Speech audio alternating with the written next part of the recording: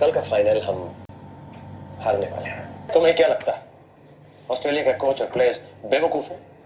उन्हें अभी तक नजर नहीं आया कि इंडिया के दोनों मेन फॉरवर्ड्स एक दूसरे को बॉल पास नहीं कर रहे। इससे बोलो सर साहब, शुरू तो ऐसे नहीं किया। और खत्म तुम करोगे कल के मैच में। तुम दोनों में क्या प्रॉब्लम है ये तुम दोनों जानते हो।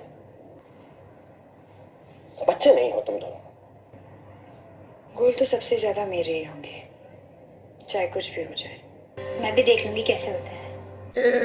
बात तो समझ में आ गई होगी ना सेनोरिटा कि एक लड़की है जो चंडीगढ़ से है और दूसरी छोटी हाइट वाली लड़की है जो हरियाणा से है। दोनों में बनती नहीं है, बिल्कुल नहीं बनती है, क्योंकि एक कहती है गोल तो मेरे ही होंगे और दूसरी कहती है देख लूंगी कैसे होंगे।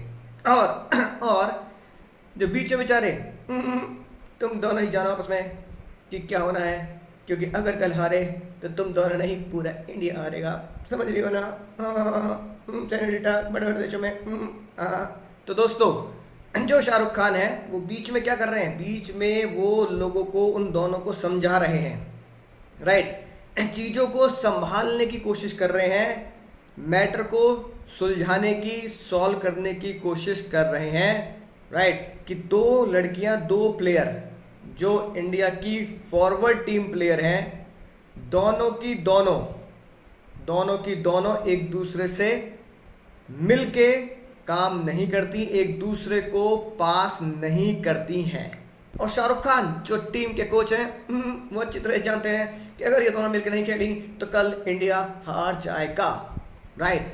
तो वो क्या कर रहे हैं, वो जानते हैं कि प्लेयर जो हैं वो अलग अलग स्टेट से आते हैं, एक चंडीगढ़ से, एक हरियाणा से, कोई साउथ से, कोई नॉर्थ से, इस हर तरफ से एक पूरी स्टेट के टॉप प्लेयर को मिला के एक टीम बनती है, ठीक है। और वो इस बात को जानते हैं, इसलिए मुन्ना उन्होंने क्या कहा कि अगर जीतना है, ठीक है, अगर जीतना है तो मिलके खेलना पड़ेगा, मिलके काम करना पड़ेगा। इस बात को क्या बोला गया, इस बात को मैनेजमेंट की भाषा में मुन्ना मुन्नियों क्या बोला जाता है, bring harmony in the work. बाद में जब शाहरुख खान की बात उनकी समझ में आ गई तो दोनों ने तालमेल से काम किया। पिक्चर आपने देखी है, राइट, बिल्कुल अच्छे से।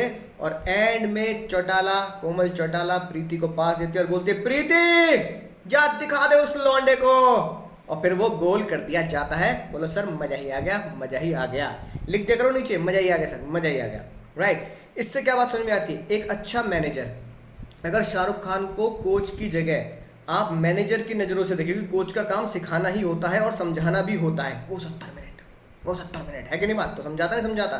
तो भैया एक मैनेजर, राइट, जो शाहरुख खान है, जो अपनी टीम के कोच के साथ साथ मैनेजमेंट भी देखता है, मैनेजर है, उसका सबसे पहला और सबसे बड़ा काम यही है कि तालमेल बिठा के चलना अपने लोगों के बीच में। और यही काम जैसे टीम में होता है, यही काम बड़ी बड़ी कंपनीज में होता है, जहाँ पर सिर्फ 10, 11, 12 लोगों की टीम नहीं है, जहाँ पर 100, 200 लोगों की टीम है, बड़ी बड़ी फैक्ट्रीज हैं, वहाँ पर भी मैनेजर का ये बहुत बड़ा रोल होता है कि वो सबके साथ मिलकर काम करे, सबको बता के चले कि भैया आपस की लड़ाई से इंडिया हारेगा, यानी आपस की लड़ाई से कंपनी का लॉस होगा, राइट। और बाद में जो बोझ है, ये बोझ इतना है कि शायद तुम झेल नहीं पाओ, समझ रही हो ना, तुम झेल नहीं पाओगे इस बोझ को, राइट। तो वो कहता भी है कि भैया हार का बोझ इतना गहरा होता है कि शायद तुम इसको कभी झेल भी ना पाओ। ऐसे ही कंपनी अगर हारेगी, कंपनी लॉस में जाएगी, तो उसका बोझ इतना गहरा होगा कि शायद तुम्हारी नौकरी भी चली जाए, जॉब भी चली जाए। इसलिए मुन्ना, आप कितने ही कल्चर से आए हो, किसी भी कल्चर से आए हो, हरियाणा से आए हो, चंडीगढ़ से आए हो, असम से आए हो, आंध्र प्रदेश से आए हो, केरल से आए हो, ठीक है, एक सफल मैनेजर का, एक बेहतरीन मैनेजर का काम होता है कि ढंग से डायरेक्शन देना, फ्रेंडली एनवायरनमेंट बनाना और लोगों के बीच में हार्मनी यानी तालमेल बिठा के काम कराना। शाहरुख खान ने करा, ठीक है सर, बात समझ में आ चुकी है। इससे सर, इस पॉइंट से हमने क्या चीज़ सीख ली मुन्ना मुन्नियों, इस पॉइंट से हमने सीख लिया importance of management, importance of management, यानी कि जैसे वो गाना है ना शाहिद कपूर का, कैसे ये हुआ तो इतना जलूली कैसे हुआ, जलूली मतलब जरूरी कैसे हुआ। तो मुन्ना मुन्नियों फ़र्क समझो, फीचर्स में और इम्पोर्टेंस में फ़र्क क्या होता है। फीचर्स बताता है कि आपके अंदर के गुण क्या हैं, करेक्टर क्या है कि नहीं बात, राइट। फीचर्स क्या होंगे सर, फीचर्स होंगे कि आपके अंदर के करेक्टर्स क्या हैं, गुण क्या हैं, राइट, करेक्टर। ठीक है। इंपॉर्टेंस क्या बताता है? इंपॉर्टेंस बताता है कि वो चीज़ हमारे लिए ज़रूरी क्यों है, why it is so important, why it is ज़रूरी। अब भैया एक बंदा है कंपनी के अंदर, उसका कैरेक्टर बहुत ख़राब है, वो यही गाना गाता है सलमान खान, क्या करूँ साला कैरेक्टर ढीला है, तो उसका कैरेक्टर बहुत ख़राब है, लड़ता रहता है कि नहीं बात, किसी की सुनता नहीं है, बॉस तक की नहीं सुनता है कि नहीं बात, क्या देख लेना मुझे निकालना है निकाल दो, कोई दिक्कत वाली बात नहीं, कहीं और चला जाऊँगा। कैरेक्टर बहुत ख़राब है, लेट आता है, मतलब किसी से कोई बातचीत नहीं करी ढंग से। लेकिन कंपनी वाले उसे क्यों नहीं निकाल पा रहे? कैरेक्टर भले ही ख़राब हो लेकिन टैलेंट इतना ज़बरदस्त है ना, राइट। टैलेंट इतना ज़बरदस्त है कि कंपनी को पता है कि वो कंपनी के लिए बहुत ज़्यादा ज़रूरी बंदा है, उसे निकाल नहीं सकते।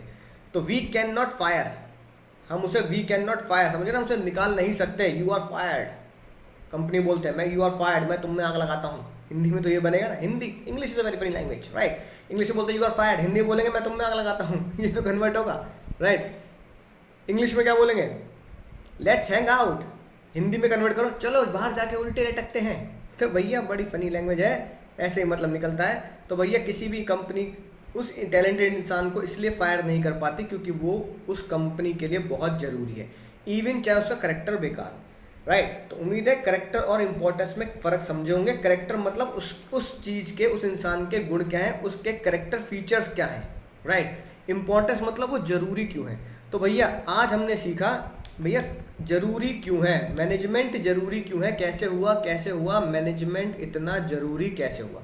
सबसे पहली चीज़, मैनेजमेंट ज़रूरी क्यों है? क्योंकि मैनेजमेंट हारमनी, तालमेल बिठाता है लोगों के बीच में, इसलिए वो ज़रूरी है, राइट। अगली बात, मैनेजमेंट क्या करता है? मैनेजमेंट करता है ग्रुप गोल को अचीव कराता है। सर ग्रुप गोल बोले तो अब भैया कंपनी के अंदर अगर मैं और आप काम कर रहे हैं तो भैया तुम्हारा और मेरा गोल क्या है? सर पैसा पैसा पैसा, पैसा पैसा को करते हैं, पैसा पे को मरते हैं, है कि नहीं बात। कंपनी का गोल क्या है ना, आप जानते ही हैं, एक ही चीज़, मुनाफा, जो मैंने आपको पहले लेक्चर में दिखाया था कि भैया आपने मुझे 5 मिनट दिए थे ना, 4.5 मिनट में सब खत्म कर दिया, 30 सेकंड का मुनाफा, यही होता है बिजनेस, राइट। तो भैया कंपनी चाहती है प्रॉफिट एंड प्रॉफिट, आप चाहते हैं salary and incentive, right.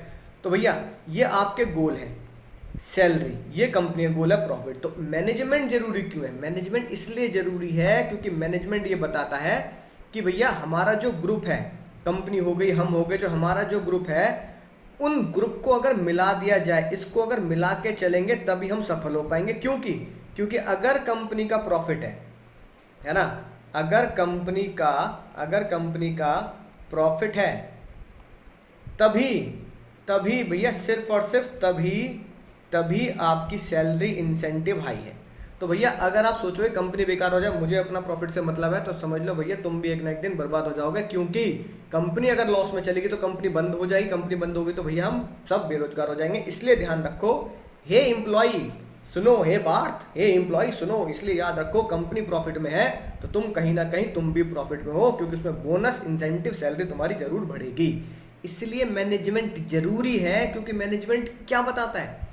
Management इसलिए जरूरी क्योंकि बताता है कि कंबाइन करके चलो अपना पर्सनल गोल और अपने ऑर्गेनाइजेशन गोल को मिला के चलो। ये मन में बिठाओ, ये अपने दिल में समाओ इस बात को कि कंपनी अगर गोल अचीव कर लेगी, कंपनी अगर प्रॉफिट में आ जाएगी तो मैं ऑटोमेटिकली प्रॉफिट में आ जाऊंगा। मैं और कंपनी अलग अलग नहीं है कि नहीं बात, ठीक है।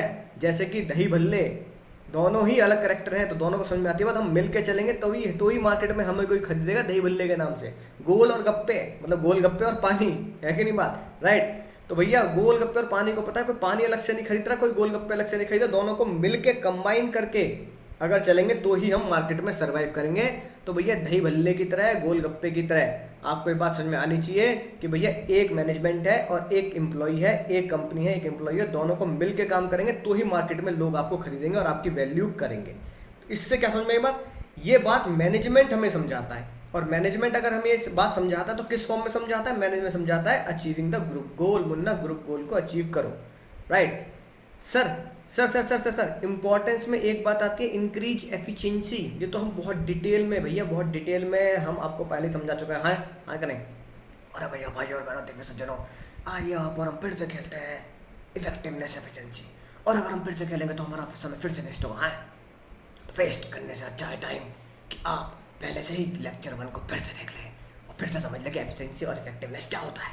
तो भैया आप जानते हैं इफेक्टिवनेस एफिशिएंसी क्या होता है, राइट। भैया एफिशिएंसी कोड याद आ गया होगा, है ना, रिड्यूस द कॉस्ट। एफिशिएंसी का दूसरा नाम है optimum utilization of resources. Resources क्या होते हैं सर, रिसोर्सेज होते हैं 4M, man, money, machine, material.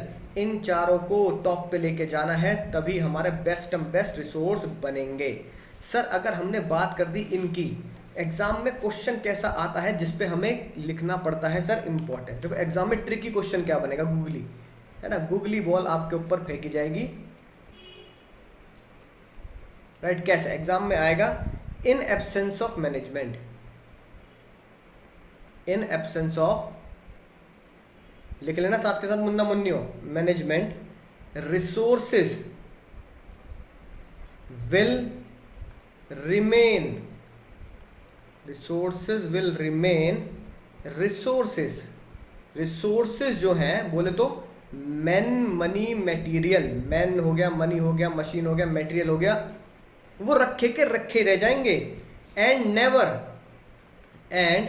Never ever become production. भैया इन एब्सेंस ऑफ मैनेजमेंट, मुन्ना मुद्दे को समझो मुन्ना मुन्नियो। अगर मैनेजमेंट एब्सेंस है, यानी कि कुछ लोग कहते हैं मैनेजमेंट की कोई जरूरत ना है भैया, कोई जरूरत ना है मैनेजमेंट की, है कि नहीं बात, जरूरत ही नहीं है शाहरुख खान को रखने की, कोच रखने की, चीज़ों को मैनेज करने की, मैनेजर रखने की जरूरत नहीं है कि नहीं बात, सीधा CEO रखो, मैनेजर मत रखो।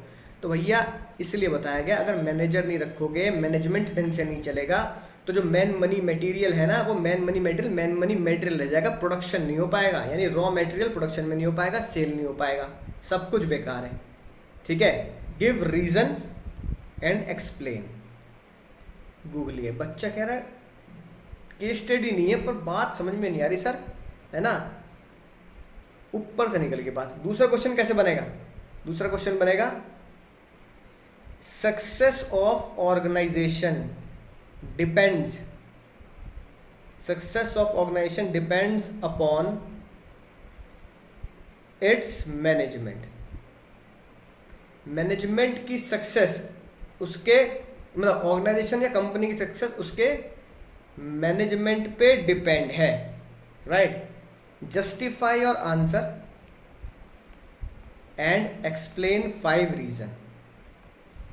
ये भैया तुम्हारे बोर्ड्स के, ये मेरा ना है मुन्ना, ये बोर्ड्स के हैं मुन्ना मुन्नी हो, है कि नहीं बात, ये तुम्हारे बोर्ड्स के 2 खतरनाक क्वेश्चन है, जो डायरेक्ट होते हुए भी इनडायरेक्ट क्वेश्चन है। आंसर क्या लिखोगे, बच्चे इसमें ही गोलमोल हो जाते हैं, लोटपोट हो जाते हैं, भैया सर क्या बात हो गई सर, समझ में नहीं आएगा, 100 में से 100 का सपना चूर चूर हो जाएगा, ठीक है। दोनों का एक ही आंसर है, 5 पॉइंट लिख दो, 5 या 6 नंबर में है तो 6 पॉइंट लिख दो। Importance of management, importance of management पूछ लिया आपसे इनडायरेक्टली, इंपॉर्टेंस ऑफ मैनेजमेंट पूछ लिया आपसे इनडायरेक्टली। ध्यान से इन 2 क्वेश्चंस को नोट कर लेंगे, बहुत ही शानदार जानदार तरीके से विद प्रेजेंटेशन करके आएंगे। हर वीडियो के एंड में मेरे सर के ऊपर 2 है ना बॉक्स बने होते हैं, जिसमें एक में लिखा होता है प्रेजेंटेशन फॉर 100 में से 100। उस प्रेजेंटेशन को फॉलो करके 100 में से 100 आएंगे दोस्तों, उन्हें जरूर फॉलो करें, राइट, और दोस्तों के साथ शेयर करें। यही मेरी गुरु दक्षिणा है। गुरु दक्षिणा में मैं तुमसे अंगूठा नहीं मांग रहा। अब पूछोगे सर आपने हमें पढ़ा दिया, गुरु दक्षिणा में क्या चाहिए, तो मैं कहूँगा अंगूठा दे दो।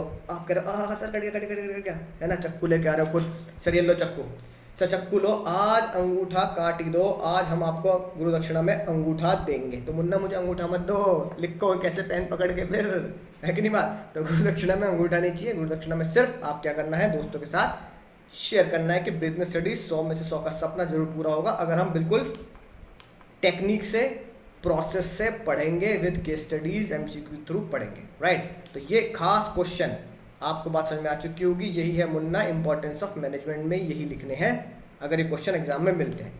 सर डायनामिक सर पूरी पिछला पूरा लेक्चर डायनामिक के ऊपर डिपेंड था, समर्पित था, राइट। आपको याद आ गया होगा McD, I am loving it.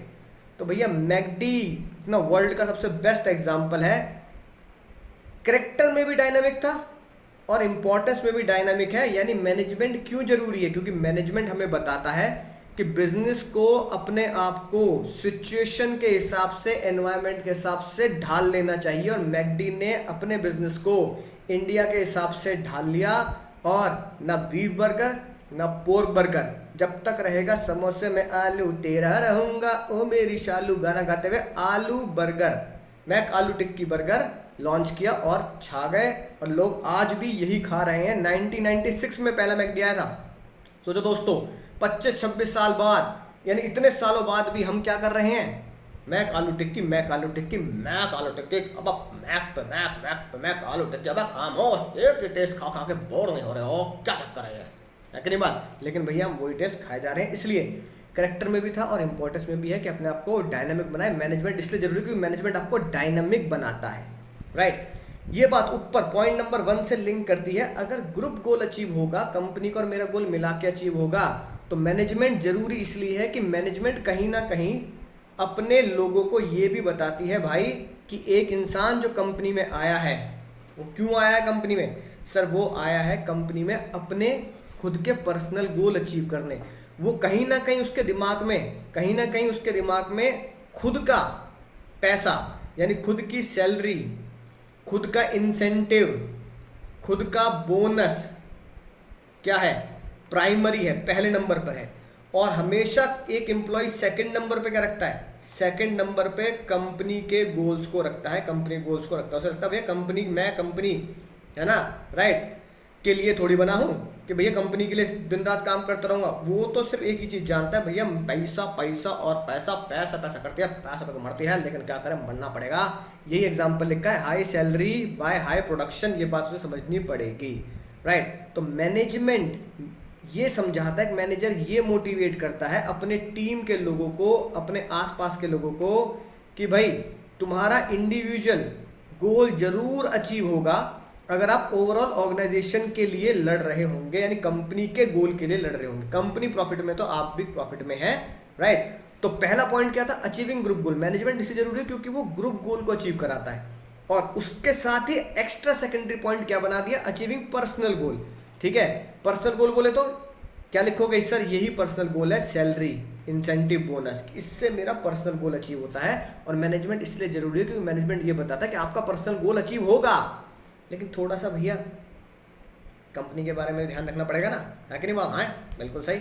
और भैया अगली बात जो मैनेजमेंट सबसे ज़्यादा जरूरी है वो इसके लिए है।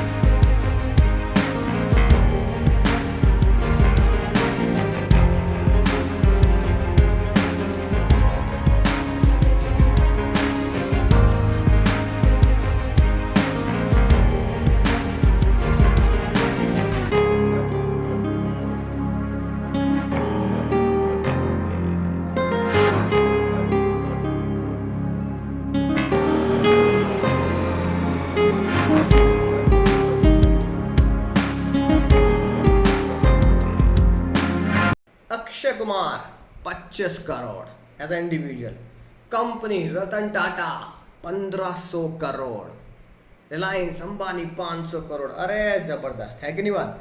यानी इन सब लोगों ने इतनी जबरदस्त डोनेशन दी, ठीक है। इसको आप अब दूसरे एंगल से देखो, इसको दानवीर कर्ण, और मतलब ऐसे एंगल से मत देखो भैया बहुत बड़ा काम किया, भाई मजा ही आ गया है ना, भगवान आपको सुखी रखे, भगवान आपको बहुत दे, भगवान आपको आपने जितना दिया उससे डबल ट्रिपल दे। दुआओं में याद रखना एक अलग चीज़ है कि नहीं बात? अच्छा चलता हूँ, दुआओं में याद रखना अलग चीज़ है। इसे हम जब पढ़ रहे हैं तो हमें भैया इसे कंपनी के एंगल से सोचना है, मैनेजमेंट के एंगल से सोचना है, बिजनेस पॉइंट ऑफ व्यू से सोचना है Munna, business point of view से सोचना है, बिजनेस पॉइंट ऑफ व्यू से सोचना है। और बिजनेस पॉइंट ऑफ व्यू से क्या बनता है? बिजनेस पॉइंट ऑफ व्यू से इसे बोला जाता है CSR एक्टिविटी। सर क्या बोला जाता है? एकदम से बोल दो, CSR एक्टिविटी। सर इसकी फुल फॉर्म होती है कॉर्पोरेट सोशल रिस्पॉन्सिबिलिटी,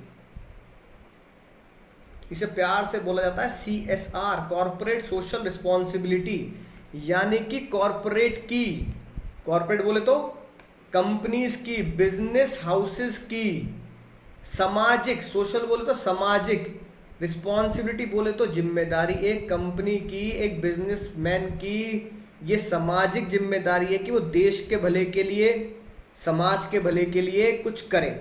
और समाज में सबसे पहले पता है कौन आता है? समाज में सबसे पहले आते हैं हम। अगर भैया रिलायंस इतना पैसा दे रही है, अगर टाटा इतना पैसा दे रही है, 1500 करोड़ रुपए पीएम केयर्स फंड में, यानी कि समाज के लिए दे रही है, तो टाटा का सबसे पहला उसूल और सबसे पहला धर्म कर्म यही बनता है कि पहले वो अपनी गिरेबान में झांके, अपने एम्प्लॉय को देखे, पहले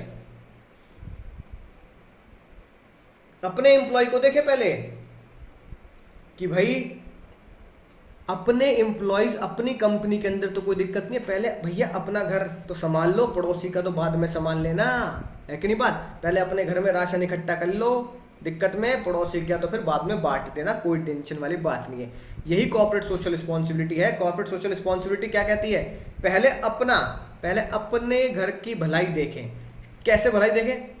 पहले भैया जो आपके घर के अंदर जो लोग हैं, यानी आपके जो एम्प्लॉई हैं, उन्हें अच्छा खाने पीने के लिए दें, यानी कि उनको क्या दें? सर्विस अच्छी दें, जैसे कि उनको फूड फैसिलिटी प्रोवाइड करें, राइट, उनको अच्छा गुड एटमॉस्फेयर दें, ठीक है ना।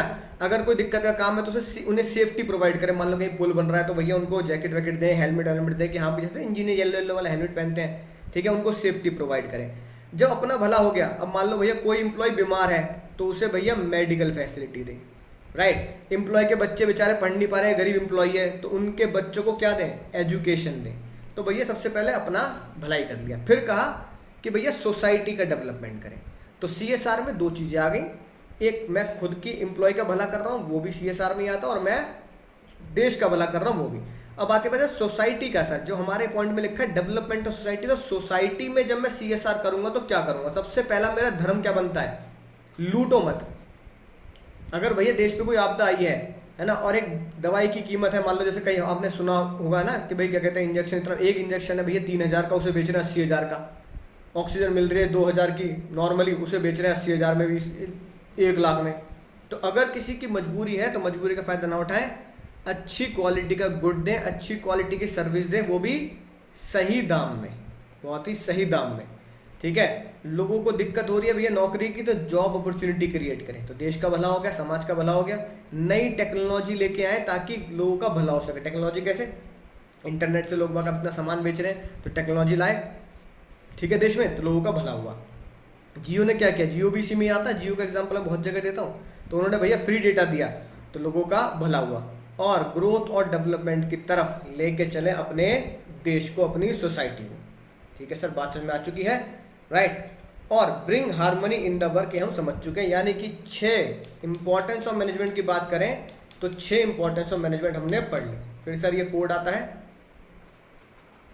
ना, बहुत ही शानदार, दर्द वाला, दर्द दिल दर्द जिगर, ये वाला गाना नहीं गाना है, ठीक है, दर्द जिगर इसने जगाया अपने ना मुन्ना ना, ऐसे गाने मत गाओ, अभी टाइम है पढ़ाई का, ऐसे गाने गाने का टाइम भी चल रहा है।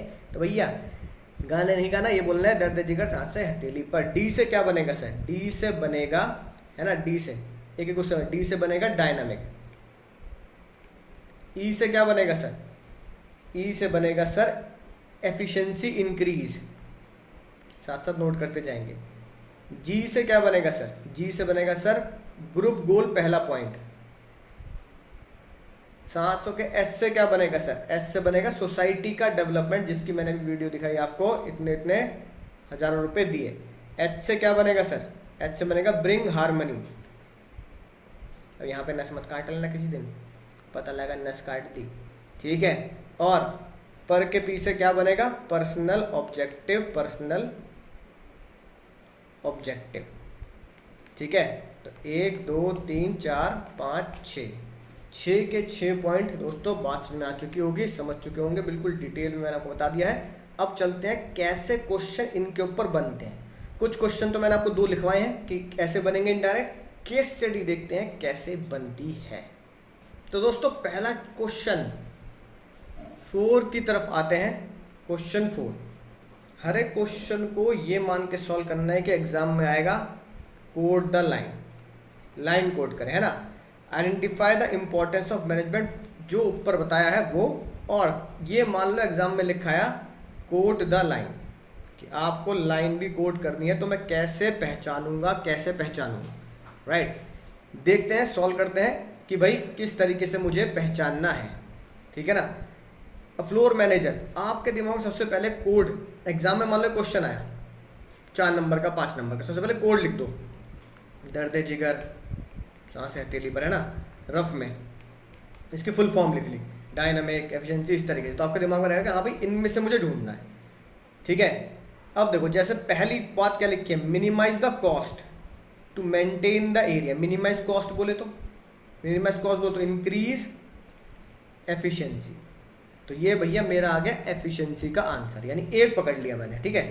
He died all the staff members should follow the target, advise them to put their effort in the direction achieve their these target, achieve the target, right. Under his guidance employ admitted learn lot and able to meet their target, यानी कि वो target achieve कर पा रहे हैं, बार बार target की बात हो रही है, ठीक है ना। तो ये क्या होगा sir, group goal, their target, their target बोले तो कंपनी का भी टारगेट हो रहा है और मेरा भी हो रहा है, यानी कि अचीव ग्रुप गोल्स, यानी जो पहला पॉइंट हम पढ़ते हैं। फिर आता है सर सबसे मजेदार बात, मुझे क्या चाहिए, मुझे चाहिए पैसा, पैसा, पैसा, पैसा ही पैसा होगा बाबू भैया, देवा रे देवा, पैसा पैसा होगा। इंक्रीज सैलरी, सैलरी इंक्रीज हो रही है तो क्या है सर, अचीव पर्सनल गोल। ये लो मुन्ना, मैंने ढूंढ लिए 3, ठीक है, राइट। तो 3 नंबर का ही क्वेश्चन होगा ये एग्जाम में, इसलिए आपने 3 ढूंढ लिए with line coated, answer match करेंगे, यही मिलेगा। जिन बच्चों के पास वो पहुंच चुकी है वो समझ चुके हैं, प्रैक्टिस करना स्टार्ट कर देना है सर। और एक और करा दो सर, एक और हो जाए, ठीक है। तो 7th करते हैं, देखो ध्यान से। 7th पहले सीधा क्वेश्चन पे, और क्या करा है, इंपॉर्टेंस ऑफ मैनेजमेंट बताओ। अब देखो साथ साथ इस क्वेश्चन में लिख गया ना बढ़िया तरीके से, आइडेंटिफाई द लाइन्स, साथ में आपको क्या बतानी है, लाइन्स भी बता के चलनी है, ठीक है। अब ध्यान से पढ़ो, 2 मिनट का समय लो, ध्यान से पढ़ो, जिनके पास बुक नहीं है वो ध्यान से पढ़ो पहले, ठीक है ना। फिर मैं बताता हूँ आपको कैसे पहचान पा रहे हो, नहीं पहचान पा रहे, 1 पॉइंट पहचान रहे हो, 2 पॉइंट पहचान रहे हो। शुरू में देखो अभी भी क्या है, आपको पता लगा केस स्टडीज आती हैं एग्जाम में, MCQ में तो क्या आप थोड़ा सा दिमाग लगा लोगे कि जैसे मैंने बताया पिछले लेक्चर में, उल्टा क्वेश्चन पूछते हैं, वो छुप जाएगा, अंदर का कंटेंट पूछेंगे तो आपको उसका आंसर देना है, ठीक है सर, बात में आ गई। केस स्टडी जो टिपिकल होती है वो सॉल्व करना सीख गए तो समझ लो 100 में 100 पक्के हैं, ठीक है ना। अब देखो, उम्मीद है आपने पॉज करके पढ़ा होगा। They are providing training whenever required. They are also giving incentive both financial and non-financial. ठीक है ना, राइट। इंसेंटिव मिल रहे हैं, इंसेंटिव, सैलरी, बोनस, है ना। ये क्या होता है आपको पता ही है, ये हुआ sir achieving personal objective, right. Financial incentive, non financial incentive, ये बात का मैटर है, बाद में बताऊंगा डिटेल में, पूरा चैप्टर है उसके में आपको ये बात समझ में आएगी। लेकिन फिर भी मैं आपको बता देता हूँ फाइनेंशियल नॉन फाइनेंशियल क्या है शॉर्ट में। कोई भी चीज़ अगर पैसों में तोली जा रही है तो वो फाइनेंशियल है, राइट। जैसे भैया बोनस है, मुझे पता है पैसों मिल रहा है, फाइनेंशियल है। सैलरी है, पैसों मिल रही है, फाइनेंशियल है। इंसेंटिव है, पैसों मिल रहा है, फाइनेंशियल है। घर मुझे कंपनी की तरफ से मिल रहा है तो मैं घर की वैल्यू निकाल सकता हूँ कि भैया इतने रुपए घर मिल रहा है, इतना किराया मेरा बच रहा है, फाइनेंशियल है। घर ने क्या, कंपनी ने क्या दे दिया आपको, कार दे दी, तो आप जिसे पैसों में नाप सकते हैं, यार इतना फ़ायदा हो रहा है मुझे। नॉन फाइनेंशियल का मतलब हो गया जैसे कि डेजिग्नेशन मिल जाना, अवार्ड मिलना, employ of the month of है कि नहीं बात, साथ के साथ प्रमोशन होना, राइट, केबिन मिल जाना अलग से। तो ये एक तरीके से आपकी एसटी में आपकी इनर सेटिस्फेक्शन को बढ़ाता है। आगे बढ़ेंगे डिटेल में, बिल्कुल सही बात सर। ये तो हमने पहचान लिया पहला, राइट, पर्सनल ऑब्जेक्टिव। आगे पढ़ते हैं, result employ their development organization, organization try to behave response continuous. ओ ये वर्ड क्या कहता है दोस्तों, ध्यान से देखो, society and create good product. बिल्कुल यही लाइन अभी अभी हमने नोट्स में पढ़ी है। ये है सर हमारा डेवलपमेंट ऑफ सोसाइटी की। सोसाइटी का भला कैसे करना है, अच्छा प्रोडक्ट देना है, सस्ता देना है, लूट नहीं मचानी, राइट। और फिर ट्रेनिंग मॉड्यूल आर सुपर और employ always try to find a unique way to provide a solution. Rapid change in the environment, और भैया एनवायरनमेंट में क्या हो रहा है, रैपिड चेंज हो रहा है, उसके हिसाब से हमें ढालना है अपने आप को, यानी कि इम्पोर्टेंस इज मैनेजमेंट जरूरी इसलिए क्योंकि वो हमें डायनामिक बनाता है। ठीक है सर, बात समझ में आ चुकी है। यही सॉल्यूशन में लिखे हैं 3 पॉइंट, आप देख सकते हैं लाइन कोड करके आंसर लिख के आएंगे। सर अगला क्वेश्चन, एक क्वेश्चन तो मुन्ना मुन्नियों होमवर्क में मिलेगा ही, ठीक है, ताकि आप इसको ध्यान से कर सकें। क्वेश्चन नंबर 23, ठीक है जी। तो क्वेश्चन नंबर 23 होमवर्क में होगा, क्वेश्चन नंबर 23 होमवर्क में होगा। क्वेश्चन 23 क्या बोल रहा है? Yes, identify the reason of the main importance by quoting the line. ठीक है, राइट। तो क्वेश्चन ये कह रहा है sir, identify the reason why management is important by quoting the line. Line quote करनी है, यानी कि आपको इसमें लाइन भी ढूंढनी है और इंपॉर्टेंस के पॉइंट लिखने हैं। क्वेश्चन ये रहा आपके सामने, पॉज करके, है ना, नोट कर ले क्वेश्चन को और लाइन और उसके सामने उसकी इंपॉर्टेंस को नीचे कमेंट कर दें ताकि मुझे पता लग जाए सही है या गलत है, राइट। तो आंसर अभी दिखाऊंगा, एक क्वेश्चन चलो और कर लेते हैं सर। क्वेश्चन 30 और इसी टॉपिक के ऊपर बेस्ड है, तो क्वेश्चन 30 पे आ जाते हैं, राइट।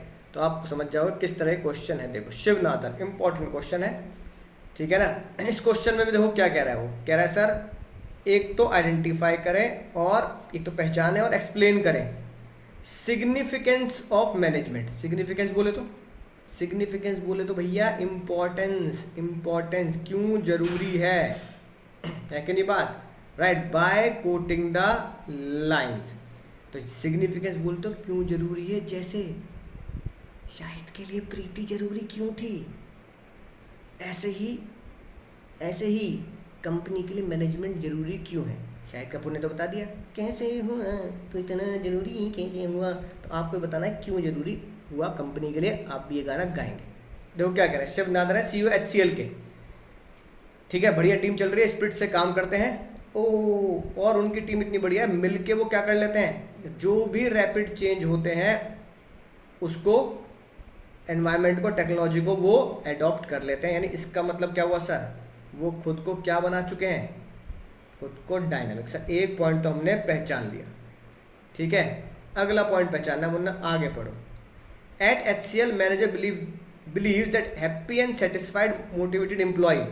अगर एम्प्लॉय खुश है, हैप्पी है, सेटिस्फाइड है, हैप्पी सेटिस्फाइड एम्प्लॉय, अगर ये करेक्टर में आता है, अगर क्वेश्चन पूछता है करेक्टर, ठीक है, तो ये हो गया मेरा इंटेंजिबल, है कि नहीं बात। मैनेजमेंट इंटेंजिबल फोर्स है, याद आ गई होगी बात। अगर एम्प्लॉय खुश है तो मतलब इंटेंजिबल है, ठीक है, महसूस कर सकते हैं, देख नहीं सकते। लेकिन मुन्ना ये करेक्टर नहीं पूछ रहा, ये क्या पूछ रहा है, ये इंपॉर्टेंस पूछ रहा है, ठीक है। तो हैप्पी है, सेटिस्फाइड है एम्प्लॉयज की वजह से क्या हो रहा है, कॉस्ट रिड्यूस हो रही है और प्रोडक्शन इंक्रीज हो रहा है। तो क्या मुन्ना, क्या हुआ है मुन्ना, क्या हुआ है सर, ये हुआ हमारा बहुत ही बढ़िया तरीके से increase efficiency, right. It is also strong sense of सोच। ये लो, अगला ही पॉइंट बिल्कुल सिंपल है, लोगों के बीच में, कंपनी के बीच में स्ट्रॉन्ग सेंस है कि भैया हमें खुद का ही नहीं, कंपनी का ही, देश का भी भला करना है। तो एजुकेशन सेटअप लिया ताकि हम फ्री में पढ़ा सकें, तो लोगों को फ्री में पढ़ाएं, है ना, रिस्पॉन्सिबिलिटी ले रहे हैं सोशल। तो ये क्या हुआ सर, डेवलपमेंट ऑफ सोसाइटी। तो जैसे मैंने तुम्हें बताया बिल्कुल वैसे ही प्रेजेंटेशन करनी है, ढंग से प्रेजेंटेशन करके आनी है। प्रेजेंटेशन के रूल को फॉलो करेंगे तो प्रेजेंटेशन के अलग मार्क्स होते हैं। ये तुमने ढूंढ लिया 3 नंबर में, तो 2.5 नंबर मिलेंगे, आधा मार्क्स प्रेजेंटेशन पे करना है। प्रेजेंटेशन कैसे करनी है, प्रेजेंटेशन वाले, है कि नहीं बात, प्लेलिस्ट में जाएं और ध्यान से उसको फॉलो करें, राइट। बाकी इंपॉर्टेंट लिंक डिस्क्रिप्शन में दे रखे हैं, आप डिस्क्रिप्शन में जाके लिंक पे क्लिक करके आप बाकी चीज़ों को फॉलो कर सकते हैं। तो चलिए दोस्तों, मिलता हूँ अगले लेक्चर में। तब तक जो क्वेश्चन दिया है उसे सॉल्व करें, जितना पढ़ लिया है उसे बार बार पढ़ें, रिपीट करें। जो भी बुक आपके पास हो, जो भी कंटेंट इंटरनेट से आपको मिल चुका हो, MCQ सॉल्व करें, केस स्टडी सॉल्व करें, क्योंकि एग्जाम में यही आपको नंबर दिलाएंगे, यही प्रैक्टिस आपको 100 में 100 की तरफ लेके जाइए। तो क्या करना है, दोस्तों के साथ शेयर करना ना भूलें, वरना अंगूठा दक्षिणा में देना पड़ जाएगा। तो मिलता हूँ लेक्चर में, तब तक